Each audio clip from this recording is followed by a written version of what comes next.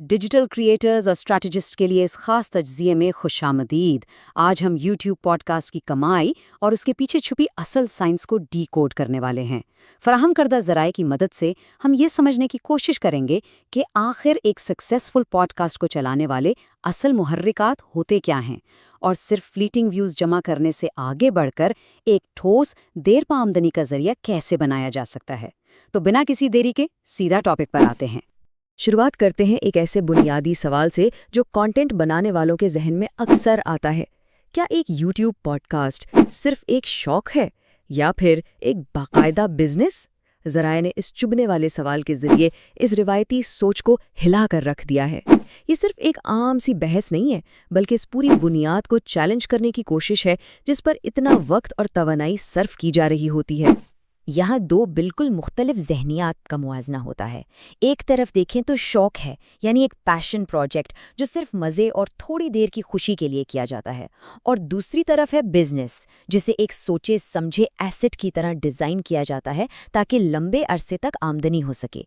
अगर हदफ long term फ़ायदा है तो अप्रोचेज़ में भी तब्दीली लानी होगी। खाली शौक से निकलकर एक प्योर बिजनेस माइंडसेट अपनाना होगा। ये एक बहुत बड़ा शिफ्ट है। हिस्सा पहला, लॉन्ग टर्म इनकम यानी तवील मुद्दती आमदनी बनाना। अब वक्त आ गया है कि शॉर्ट टर्म फ़ायदों से आगे देखा जाए। अच्छा, तो अब सवाल उठता है कि ये लॉन्ग टर्म इनकम आखिर भला क्या है? सोर्स मटेरियल में इसको बहुत क्लियर किया गया है। इसका मतलब किसी अचानक वायरल होने वाली वीडियो से आने वाला पैसा बिल्कुल नहीं है, जो आज आया और कल चला गया, बल्कि ये वो रेवेन्यू है जो सस्टेनेबल हो, जो वक्त के साथ साथ लगातार बढ़े, और सबसे अहम बात, ये टेम्पररी ट्रेंड्स के बजाय सीधा एक मजबूत और एस्टैब्लिश्ड ब्रांड से निकलता हो। दूसरा हिस्सा, ब्रांड्स की ताकत, जो कि किसी भी सस्टेनेबल रेवेन्यू की असल बुनियाद है। इस जुमले पर ज़रा ठहर कर ध्यान दीजिए। लॉन्ग टर्म इनकम एक ब्रांड से आती है। ये बात सुनने में सिंपल ज़रूर लगती है, लेकिन असल गेम ही यही है। इसका मतलब ये है कि अलग थलग बेरब्त वीडियोस चाहे मिलियंस में व्यूज़ क्यों ना ले आएं, वो कभी भी माली तहफ़्फ़ुज़ पैदा नहीं कर सकती। एक जोड़ी हुई, जानी पहचानी और काबिल एतबार ब्रांड ही वो वाहिद रास्ता है जो फाइनेंशियल स्टेबिलिटी की तरफ ले जाता है। तीसरा हिस्सा, खरीदारी के लिए यकीन ज़रूरी है। आइए अब इस मज़ेदार कंज्यूमर साइकोलॉजी को समझते हैं। यहाँ हमें दो तरह के देखने वालों में फ़र्क समझना होगा। एक है पैसिव व्यूअर, जो कंटेंट तो देखता है पर उसका कोई जज्बाती लगाव नहीं होता, बस विंडो शॉपिंग की तरह स्क्रॉल किया और आगे बढ़ गए। लेकिन दूसरी तरफ होता है एक एक्टिव बिलीवर।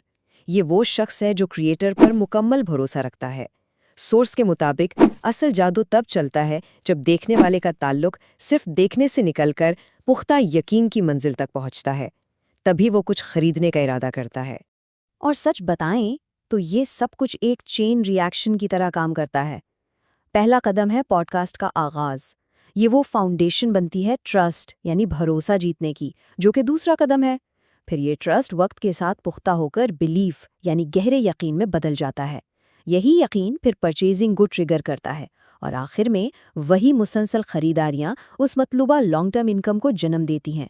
कितना वाज़ेह और लॉजिकल सीक्वेंस है ना? अगर इस पूरे प्रोसेस को थोड़ा और खोलकर देखा जाए तो पता चलता है कि पॉडकास्ट्स महज कंटेंट का एक हिस्सा नहीं हैं। ये दरअसल वो पावरफुल इंजन्स हैं जो ख़ास तौर पर ट्रस्ट पैदा करने के लिए डिज़ाइन किए गए हैं।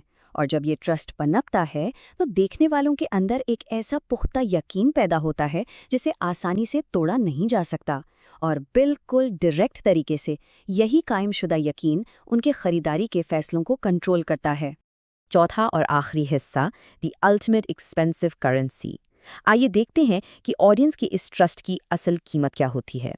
पॉडकास्ट्स बिल्ड ट्रस्ट बज़ाहिर छोटा सा जुमला है, लेकिन इसके अंदर पूरी डिजिटल एम्पायर का राज छुपा है।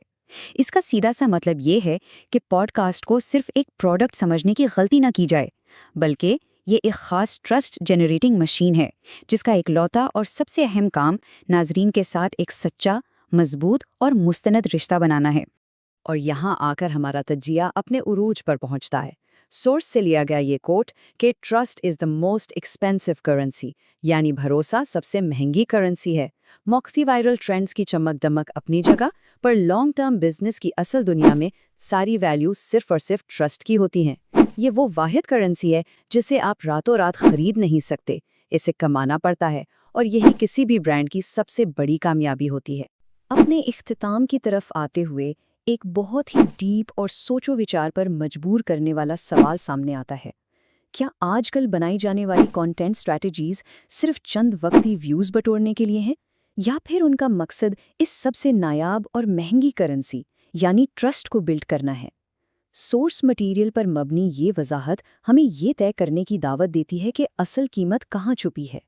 امید ہے کہ یہ انالیسس ایک پروفیٹیبل اور لانگ ٹرم بزنس کے سفر میں ایک نئے نقطۂ نظر کا آغاز ضرور ثابت ہوگا۔